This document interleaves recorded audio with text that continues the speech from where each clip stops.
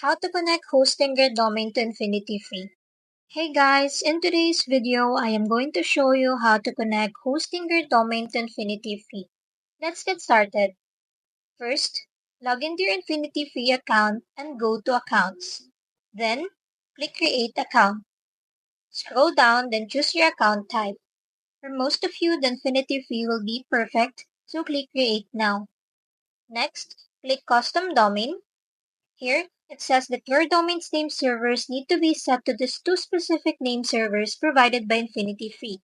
So here's what to do next. First, copy the first name server and the second name server. Then, go to your Hostinger account. After that, go to Domain section and select the domain you want to connect. Click Manage. Then here, go to DNS or Name Servers. Then, click Change Name Servers. Under Select Name Server, click Change Name Servers again, and paste in the box the name server 1 and 2 from InfinityFree. Once both name servers are updated, click Save. Now, go back to Hostinger, copy your domain name, and paste it into the domain box on InfinityFree.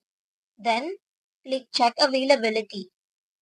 Here it says that domain is available, so go ahead and give your account a label, set a custom password, give email account, then click Create Account. Once your account is created, you will see the confirmation.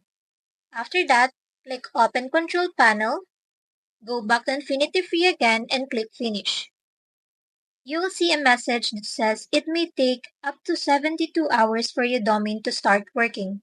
This delay is completely normal and depends on how long it takes your domain's name servers to update. While waiting, go to your control panel, scroll down to the software section and click App Installer.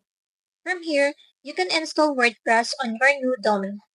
Once installed, and after waiting up to 72 hours, your domain should be live and ready. And that's it.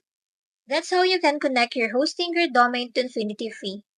If this video helped you, don't forget to like and subscribe for more helpful tutorials.